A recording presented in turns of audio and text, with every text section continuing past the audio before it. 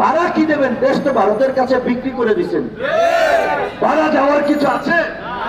দেশ তো বিক্রি করে দিয়েছেন ভারতের কাছে। ভারত এই দেশ ইজারা নিয়েছে, আপনারা ইজারাদার।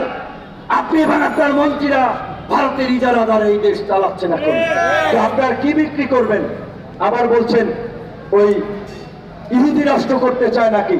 রাখাইন স্টেট, চট্টগ্রামের একাংশ নিয়ে আপনার বন্ধুরা, আপনাদের ভাষায় যারা বন্ধু রাষ্ট্র, এই ভারত দেশ স্বাধীনের পর থেকে ৭২ সাল থেকেই পার্বত্য চট্টগ্রামে বিচ্ছিন্নতাবাদী সন্ত্রাসীদেরকে অস্ত্র দিয়ে প্রশিক্ষণ দিয়ে ওই পার্বত্য চট্টগ্রামকে অস্থিতিশীল করে রেখেছে।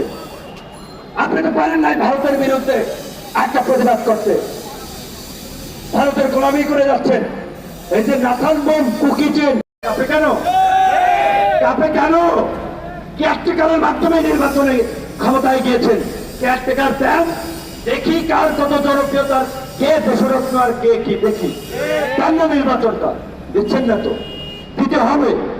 এই দেশের ছাত্র যুবক তরুণরা যখন নয়া বিপ্লবের জন্য রক্ত দেওয়ার জন্য যেদিন গণভবন এবং বঙ্গভবন অভিমুখে যাত্রা শুরু করবে, সেই দিন আপনাদেরকে সারেন্ডার করতেই হবে জনগণের কাছে।